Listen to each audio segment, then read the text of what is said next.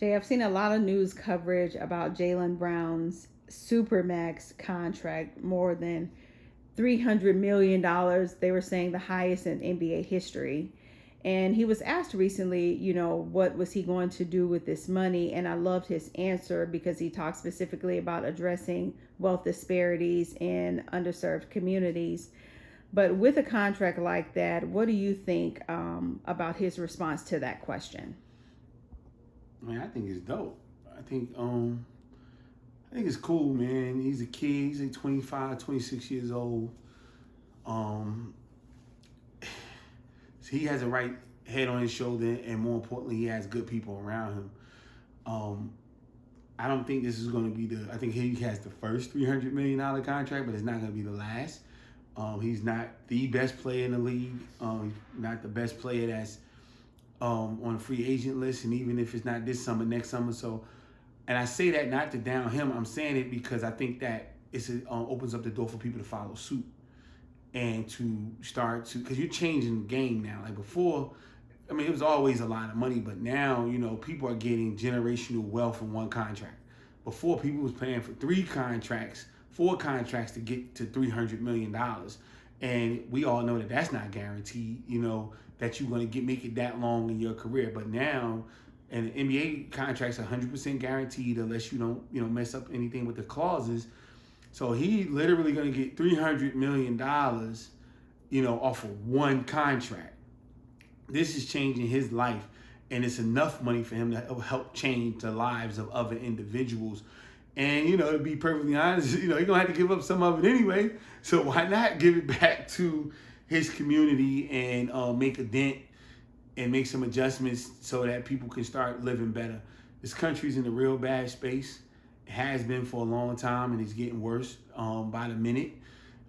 We got to get these athletes, these celebrities, to be willing to talk and speak up and fight for these things that other individuals can't fight for, because what they do trickles down. I always talk about the lottery ticket effect. So it just all depends on what it is that you do.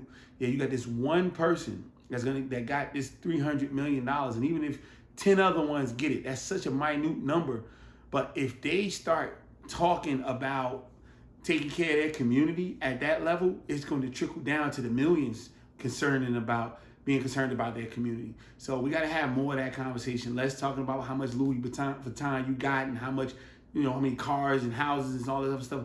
That conversation needs to keep getting that type of press like it got, and that can go ahead and start planting some seeds for, the people that's not on that level to still be able to do what they need to do and actually just give a damn about their community. So let me ask you this. So we know that it's a good thing for him to receive that contract and do what he says he wants to do. But what are the risks with him also getting that amount of money? Are there risks that are associated with that? Risks like what? Like danger? Yes.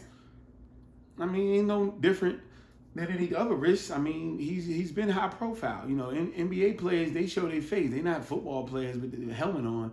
So it's I mean, again, I pray that 26-year-old kid been in the league for a little while now. They go in earlier.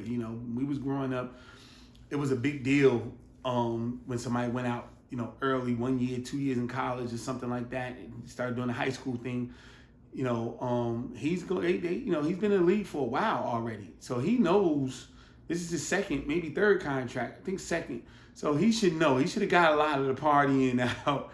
Again, I'm not saying I don't have no fun, but I think that he should have, if he got enough people around him smart enough to tell him to start moving in this space with this money, he should have people smart enough around him to say, hey, listen, you can't just be out here doing all type of crazy stuff. And I'm going to give him the benefit of the doubt and just believe that the young brother is going to do what he's supposed to do. But you can't stop people from trying to do what they're going to do. And there's negative people everywhere. But, just being an NBA player, period, is dangerous, in NFL or anything else. So I think that those protocols should be in place for him. But I don't want people to get afraid of their own success and get afraid to get, to change lives. Because, again, he's not going to be the only one. I mean, you got a bunch of people that's about to be free agents. Damian Lillard is a free agent, about to be a free agent or whatever.